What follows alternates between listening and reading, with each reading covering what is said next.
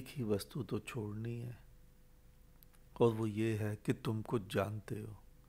उसी का तो त्याग करना है कि तुम कुछ जानते हो। लेकिन त्याग करना है तो पूर्ण रूपेण करना है, पूरा पूरा करो। केवल ये पत्नी बच्चे छोड़ने से क्या होगा, घर बार छोड़ने से क्या होगा। तुम भी तो मानते हो पत्नी बच्चे तुम्हारे नहीं थे। पत्नी तुम्हारी कैसे हो गई? अचानक 20-30 वर्ष में तुम्हें एक स्त्री मिली, 7 फेरे लिए, और फिर वो तुम्हारी पत्नी हो गई। 4 दिन बाद पता चले कि वो स्त्री तो किसी और से प्यार करती है, तो तुम कहोगे नहीं, वो अब हमारी पत्नी नहीं है। मैं नहीं मानता कि ये मेरी पत्नी है। यानी पत्नी को माना ही तो है, और ये तुम्हारी पत्नी है, और अब तुम मानते हो ये तुम्हारी पत्नी नहीं है। और बच्चे, वो तो पत्नी के भी बाद में आए, तो बच्चे कैसे तुम्हारे हो गए? तो तुम धर्म के नाम पर ये जो सन्यास ले रहे हो ना, पत्नी बच्चे छोड़ेंगे, लाल कपड़े पहनेंगे, घर से भाग जाएंगे, और हम सन्यासी हो गए, अब हम धार्मिक हो गए, ये तुम्हारा केवल ढोंग ही है। तुम कहते हो पत्नी बच्चे छोड़ दिए, लेकिन इन पत्नी बच्चों से पहले की धारणा जो तुमने धर्म से ढोई हुई है, उसे तो तुम पाले ही रहते हो। और वो धारणा है कि तुम जन्मजात हिंदू हो, तुम जन्मजात मुसलमान हो, सिख हो, ईसाई हो। और जन्मजात हिंदू होते ही तुमने एक धारणा बना ली, एक विचारधारा बना ली। जन्मजात मुसलमान होते ही तुमने अपने अपने शास्त्रों को रट लिया, और मान बैठे कि तुम धर्म को जानते हो, तुम ज्ञान को जानते हो, तुम परमात्मा को जानते हो, तुम उस खुदा को जानते हो। तो तुम यह तो छोड़ ही देते हो कि तुम पत्नी बच्चे छोड़ रहे हो, तुमने त्याग कर दिया। लेकिन तुम यह कभी भी नहीं छोड़ने की सोचते कि तुम्हें जो जन्मजात धर्म मिला है वो भी तुम नहीं हो। वो भ्रांति, वो तो तुम हमेशा ही हमेशा पाले रहते हो। जन्म से मृत्यु तक तुम कहते हो तुमने सब कुछ त्याग दिया। लेकिन तुम हिंदू हो, तुम मुसलमान हो, तुम सिख हो, तुम ईसाई हो, तुम बौद्ध हो, जैन हो, पारसी हो, ये धारणा, ये तो तुम कभी सोचते भी नहीं कि छोड़ी भी जा सकती है, या छोड़नी भी पड़ सकती है, या छोड़नी ही चाहिए। और इसी धारणा के कारण ही तुम्हारे भीतर जो ज्ञान का झरना फूटना होता है, वो फूटने से रह जाता है। तुम देखो, तुम्हारे सारे सन्यासी सभी कुछ छोड़ देते हैं, लेकिन हिंदू सन्यासी होने का भ्रम तो पाले रहते हैं। तुम्हारे सारे फकीर घर बार छोड़ देते हैं, सभी कुछ छोड़ देते हैं, लेकिन मुसलमान फकीर होने की धारणा तो पाले रहते हैं। और ऐसी धारणाएं, ऐसे ही छोटे छोटे कंकड़ पत्थर तुम्हारे भीतर उस ज्ञान के झरने को फूटने नहीं देते। तुम कर क्या रहे हो? तुम पैदा तो परमात्मा होकर होते हो, तुम पैदा पूरे पूरे परमात्मा होकर होते हो। तुमने भी सुना है, तुम कहते हो बच्चा ब्रह्म होता है, उसमें जीता जागता साक्षात परमात्मा होता है, यही तो तुम भी मानते हो।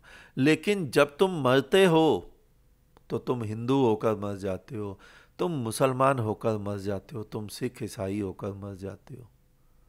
बताओ, परमात्मा मूल्यवान है या हिंदू मुसलमान होना? तुम्हें समझ ही नहीं आता, क्योंकि जन्म से ही धारणाएं तुम्हारे ऊपर लाद दी गई हैं। तुम आते क्या होकर हो और जाते क्या होकर हो?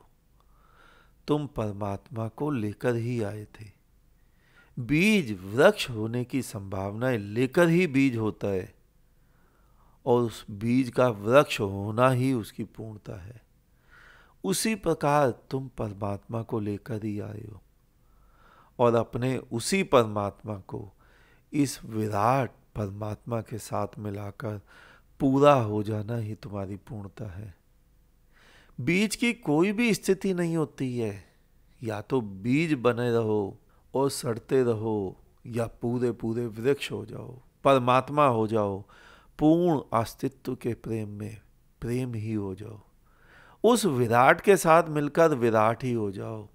ये जो तुमने धारणाएं पाली हुई है ना, कि 1 वर्ष जप करो, 5 वर्ष तपस्या करो, 12 वर्ष बाद क्रांति घटती है, सभी मूर्खता की बात है।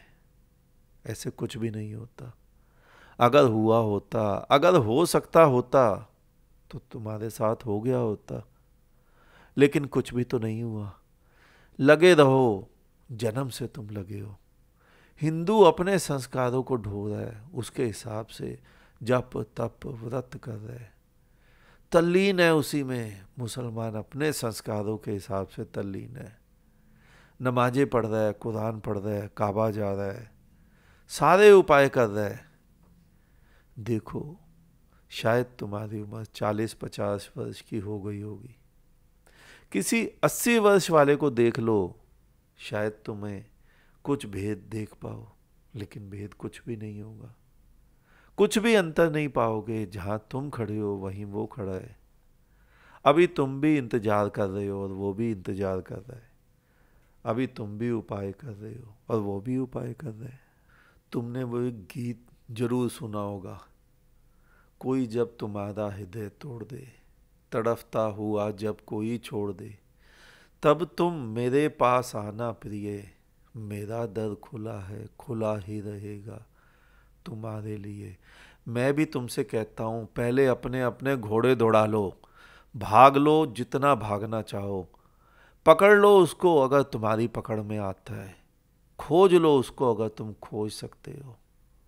जितनी मर्जी मालाएं करो, जितने मर्जी जप तप करो, लेकिन जब भी तुम्हें लगे 70-80 वर्ष के हो गए, अब शाम होने को आई, शायद 2-3 वर्ष ही बचे हैं, अभी तक वो नहीं मिला, शायद आगे भी मिले या ना मिले, क्या हो पता नहीं, बचे हुए वर्षों में भी मिले या ना मिले।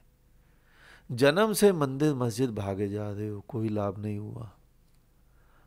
जब मृत्यु का और खाली हाथ होने का भय सताने लगे, जब मौत के कदमों की आहट सुनाई देने लगे, जब मौत द्वार पर खड़ी महसूस हो, जब द्वार के बजते ही ऐसा लगे शायद मौत ने ही दस्तक दे दी है, चित्त घबराए, भय लगे, उस समय तुम मेरे पास आ जाना। मेरा द्वार तुम्हारे लिए हमेशा ही खुला है और खुला ही रहेगा। मैं वादा करता हूं, मैं तुम्हें ही उस परमात्मा की झोली में डाल दूंगा। तुम्हारी झोली में परमात्मा भर जाएगा, ये तो वचन ही उल्टे हैं। तुम ही परमात्मा की झोली में भर जाओगे। मैं तुम्हें पूरा पूरा परमात्मा होने की कला सिखा दूंगा।